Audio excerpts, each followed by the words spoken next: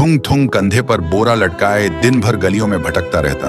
इधर उधर पड़ी प्लास्टिक की बोतलें और पुरानी चीजें उठाता रहता। फिर शाम को उन्हें बेचकर 2 वक्त की रोटी कमाता।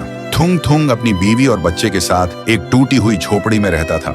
गरीबी इतनी थी कि कभी कभी नमक रोटी भी नसीब नहीं होती थी। भूख मिटाने के लिए पेड़ों के पत्तों का सहारा लेना पड़ता। फिर भी थुंग थुंग ने कभी चोरी का सहारा नहीं लिया। एक दिन थुंग थुंग थका हारा श्मशान के पास बैठा था। शाम ढल चुकी थी और हवा में जले हुए लकड़ों की बू थी। तभी उसे मिट्टी के नीचे से हल्की सी रोशनी चमकती दिखी। वह धीरे से उठा और मिट्टी खोदने लगा। कुछ ही देर में उसे जमीन के अंदर से एक पुराना सा लोहे का घंटी वाला दिया मिला। जैसे ही उसने उसे उठाया, एक भारी आवाज गूंजी, जो भी इस दिए को जगाएगा उसकी हर इच्छा पूरी होगी, लेकिन बदले में उसकी सबसे प्यारी चीज चली जाएगी। थुंग थुंग का दिल जोर जोर से धड़कने लगा। वह मन ही मन सोचने लगा, सबसे प्यारी चीज मतलब क्या? वह घर लौटा और बीवी को सब बताया। बीवी ने ध्यान से सुना। उसकी आंखों में डर भी था और थोड़ी सी उम्मीद भी। फिर बोली, 3 दिन से बच्चा भूखा है, क्यों ना पहले खाना मांग ले। थुंग थुंग ने कांपते हाथों से दिया जलाया और धीरे से बोला, हे दिए, मेरे भूखे बच्चे के लिए अनाज दे दो, बस पेट भर खाना दे दो। अचानक पूरी झोपड़ी अनाज और रोटियों से भर गई। बीवी खुशी से रो पड़ी। लेकिन उसी रात थुंग थुंग ने देखा उसका बच्चा चुपचाप कोने में बैठा है और उसे पहचान नहीं रहा। सुबह तक बेटा उसका नाम भूल चुका था।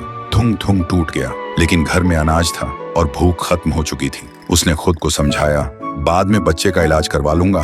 फिर उसने सोचा, एक और बार इस्तेमाल कर लेता हूँ। इस बार उसने मांगा, हे दिए, पक्का मकान और दुकान दे दो। पलक झपकते ही टूटी झोपड़ी की जगह एक सुंदर पक्का घर बन गया और बगल में भरी हुई दुकान खड़ी थी।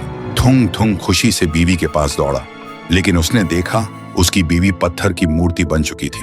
थुंग थुंग चीखता रहा, रोता रहा और कोने में रखा वह दिया हंसता रहा, क्योंकि शर्त वही थी, हर बार सबसे प्यारी चीज खोना। अब थुंग थुंग के पास बड़ा घर था, पर वह पूरी तरह अकेला पड़ गया था। वह रोते हुए पत्थर बनी बीवी को गले लगाकर बोला, मुझे ये अमीरी जिंदगी नहीं चाहिए।